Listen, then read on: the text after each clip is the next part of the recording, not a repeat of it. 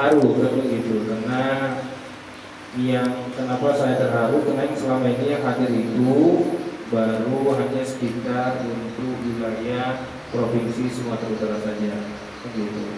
Nah, hari ini telah hadir dari luar dari provinsi Sumatera Utara.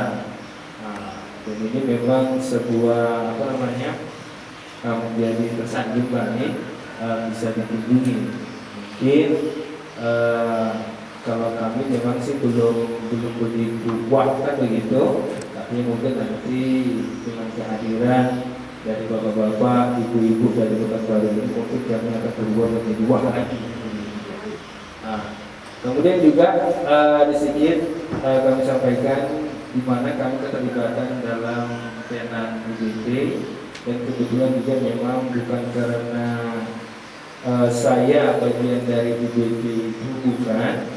Saya hadir dan tergabung dalam UGT itu karena saya juga menjual sebuah karya, kan begitu, karya saya jual, kemudian artinya saya tampilkan, kemudian dilirik oleh pengurus UGT, saya gabung dalam UGT, dan dalam UGT itu saya menghayatkan beberapa tenan-tenannya bagi pengusaha-usaha kecil. Nah, TBM Pena atau kepanjangannya Taman Bacaan Masyarakat Pendidikan dan Amal ini merupakan TBM yang saya bangun dengan tujuan itu simpel saja.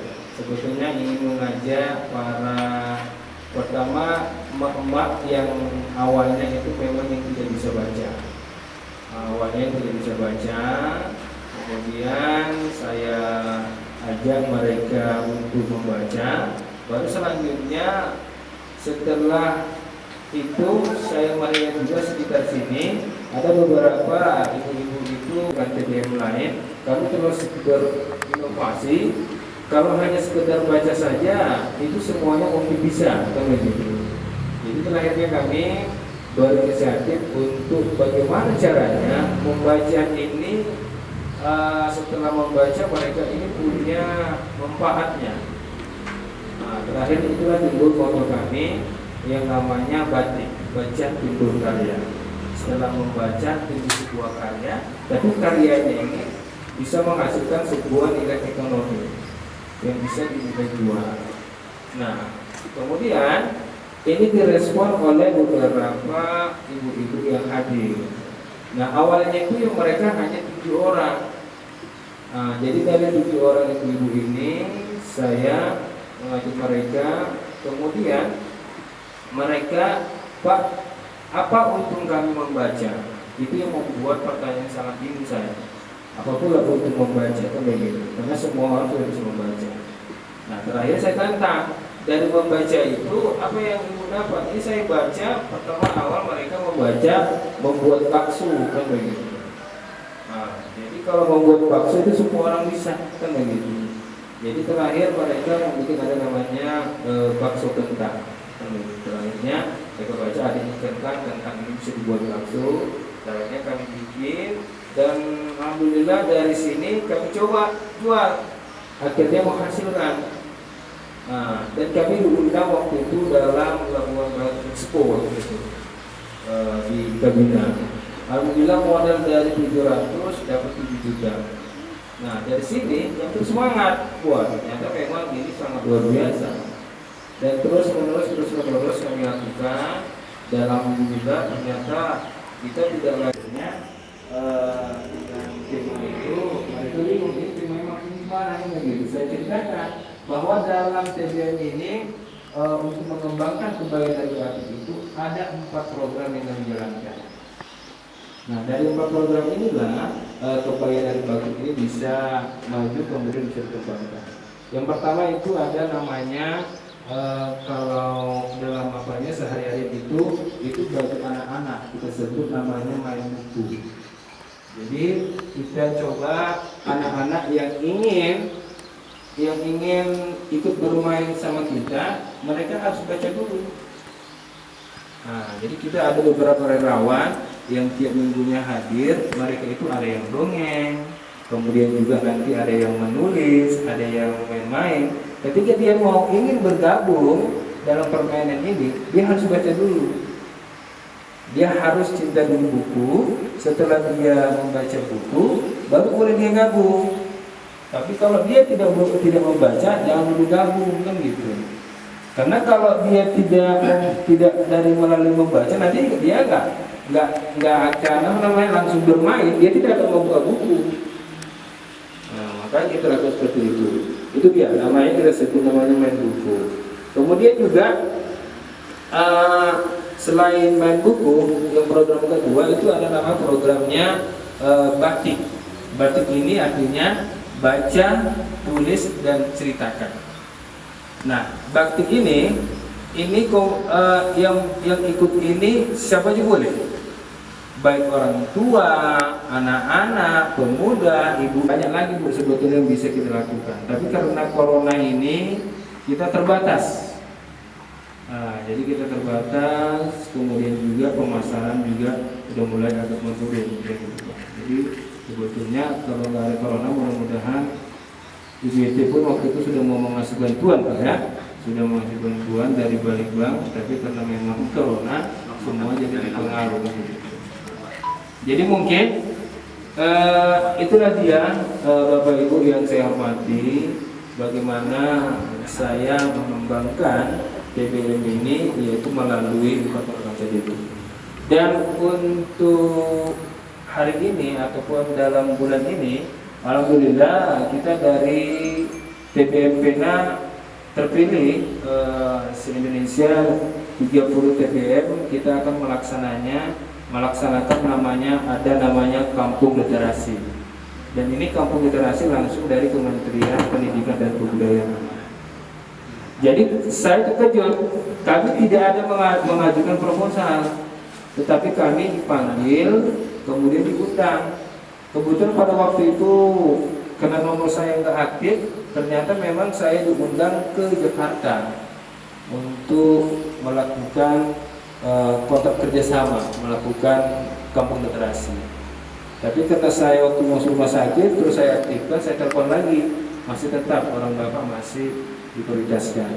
Jadi alhamdulillah, makanya kami program ini ada 6 bulan, kita akan lakukan Kampung Literasi pertama kali di Sumatera Utara, yang artinya yang melakukan TBM. Kalau selama ini mungkin pemerintahan, jadi kita ini dari TBM. Jadi ini merupakan syukur kan begitu. Ditambah lagi ada hadir orang Bapak di sini kan begitu. Artinya bisa mempromosikan kan begitu. Artinya ternyata dari TBM itu bukan bisa melakukan apa saja kan begitu, bisa melahirkan sebuah inovasi-inovasi yang bisa mengembangkan usaha-usaha yang ada di masyarakat.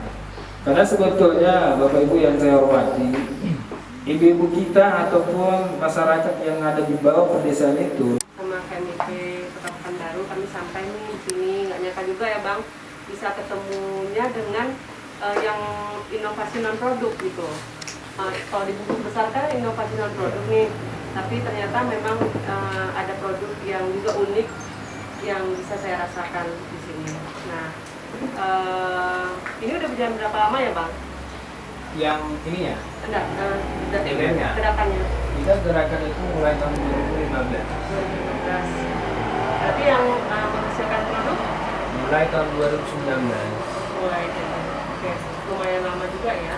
Ini mengerahkan masyarakatnya ini apa memang data ini kalau boleh nanya, berarti dari tahun 2015 itu banyak yang buta huruf. Iya. Nah sekarang boleh dibilang nggak ada yang buta huruf lagi. Alhamdulillah kalau desa sini nggak ada lagi. Nggak ada lagi, luar biasa. Nah prosesnya ini gimana Bang? Ini berarti nanti mendaftarkan komunitas ini ke Dinas Pendidikan yang untuk proses tangan bacanya ini. Nah baru kemudian ada pengembangan ya, pengembangan dari produk. Nah jadi kalau pengen tahu juga, berarti program Abang ini sangat luas ya, menyentuh ke bidang persiapan dari SDM-nya sampai SDM-SDM yang bisa memproduksi. Oke. Nah ini nih Bang, udah berapa omsetnya kira-kira gitu Bang, kalau boleh tahu? Ya karena kan dia enak gitu Bang. Kalau misalnya apakah sudah menghasilkan sehingga bisa membantu pergerakan. Nah itu kan kisarannya aja bang, nggak usah detailnya ya, nggak usah detail. Saya sumpah itu Ibu Noni ini ketua PPGI Riau. Nah, PPGI itu apa Bu? Ikatan apa Bu? Perkumpulan Penyelenggara Jasa Boga Indonesia. Oh, ya, ini jasa boga. Jadi wajar ya kan? Wah, yang penting yang buat. Iya, makanya ditanya omset. Kan biar tahu juga nanti teman-teman omset. Iya. Karena ini potensi bisnisnya ada gitu. Resepnya nggak ditanya. Harusnya nggak usah. Omset dulu ya. Saya. Ya, baik, terima kasih Bu. Mungkin lagi nanti saya potong dulu. Saya tuh pengen dapat korelasinya ini karena abang kan bisa punya pemikiran untuk bikin bisnis dari hal-hal yang sifatnya sosial gini kan ya. Maka kemudian ketika tim dari Kim ini udah bisa satu produksi, ini potensi mengembangkan banyak produksi gitu, banyak produk. Nah bahkan bisa jadi ibu-ibu ini ada ngeling dengan Tanwin batik sehingga mereka juga bisa jadi pengrajin batik, nggak usah melatih orang lain gitu loh bang. Jadi ada korelasi yang Terus ada batik tadi. Apa salah-salahnya tadi? Tadi batik kan hanya baca, tulis dan tulisakan. Nah, nanti batik yang benar-benar nanti yang memang membatik. Membatik jadi. Kemudian inovasi itu memang solusi dari masalah. Kalau tidak menjadi solusi, tidak inovasi. Seperti kata baju Bu Leni dan Pak Putra itu. Ya kan Bu ya? Kalau tidak salah itu ya artinya Bu ya. Iya. Nah, Kalau wali kota kita bilang apa? oh, kalau wali kota Pekanbaru bilang inovasi itu apa ya? Kalau kita tidak berinovasi itu mati sebelum mati. harga mati. Ya, sebelum mati. Mati sebelum mati. Mati sebelum mati. Oh. Iya. Kalau tidak berinovasi, Inovasi itu harga mati. Gitu. Jadi sebenarnya ada tantangan nih untuk IPT Pak Bono dari informasi yang tadi. Sekarang yang pesan banyak ya banyaknya. Cuman karena manual, nah jadinya tidak ini ya, bisa di cover semua ya.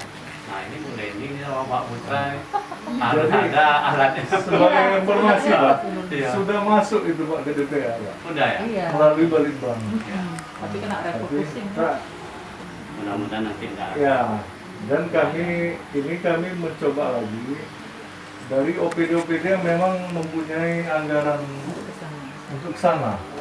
Sebenarnya Balitbang punya banyak tugas juga kan. Iya. Nah, seharusnya mereka yang memang tugasnya di situ harus ikut serta ya kan, membantu UMKM juga seperti itu Pak Ajan.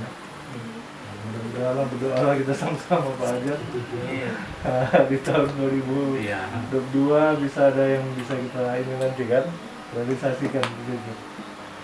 Jadi pemanfaatnya itu ada berapa orang Pak di TBM dari semua kegiatan itu yang memanfaatkan kegiatan-kegiatan kita ini ada berapa? 1000 itu ya? Enggak, kalau yang aktif itu kan calon, itu calon seribu itu Iya, calon. yang aktif. Jadi kalau yang saat ini yang kita bina itu yang dalam Kim tadi itu ada 21 Yang orang, mengaji, yang apa semua ya? 21 tambah yang mengaji itu, yang mengaji itu ganti-ganti dia. Jadi dia kadang dalam sebulan itu kadang bisa berubah-ubah. Ya nggak apa, pokoknya semua walaupun dia nanti berhenti. Ada lagi, sekitar ada berapa? hampir 100 orang. 100 ya. 100 penerima atau penumpang atau jadi Iya. TBM kita ini lah semua kegiatan ya. Pengelolaannya berapa Pak? Kalau Yang melayani pemanfaat dari orang datang dari kalau pengelolanya itu kalau pengelolanya itu ada sekitar 11 orang ditambah relawan, kemudian juga relawan ini kadang bisa sampai 10. Itu relawan itu kita libatkan komunitas-komunitas yang aktif di literasi. Contoh kita gabung ke universitas kan gitu. Kemudian kita ada namanya HMI, kemudian BMI, kegiatan ekstra kampus tadi itu. kemudian ada namanya arus kata, kemudian ada jaking,